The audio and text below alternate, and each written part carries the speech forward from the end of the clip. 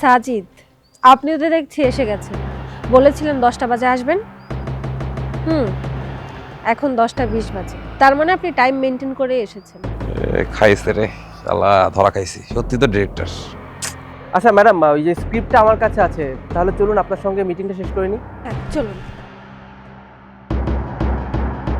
Sir sir দাঁড়ান দাঁড়ান sir, আমার অনেক বড় মিস্টেক হয়ে গেছে স্যার, ভুল হয়ে গেছে, আমাকে ক্ষমা করে দেন।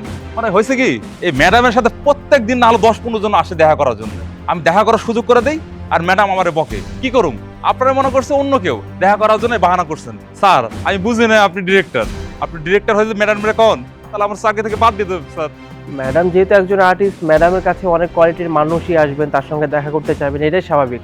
যেহেতু আপনার কাজ ম্যাডামকে প্রপার সেফটি দেওয়া, ম্যাডামের নিরাপত্তা নিশ্চয়তা করা, সেক্ষেত্রে আপনার কাছে সব থেকে বড় দায়িত্বটা কোনটা বলুন তো? আপনার কাছে সব থেকে বড় দায়িত্ব ম্যাডামের কাছে যে মানুষটা আসুক না কেন, আপনাকে ম্যাডামকে ফোন দিয়ে জিজ্ঞেস করবেন, ঠিক আছে?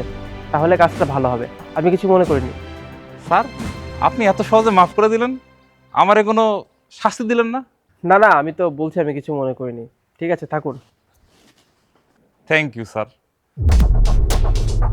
ভাই ভালো কথা। আমি দেখছিলাম আপনি ফোনে একটা মুভি দেখছিলেন ম্যাডামের, তাই না? সেই মুভির ডিরেক্টরটাও কিন্তু আমি।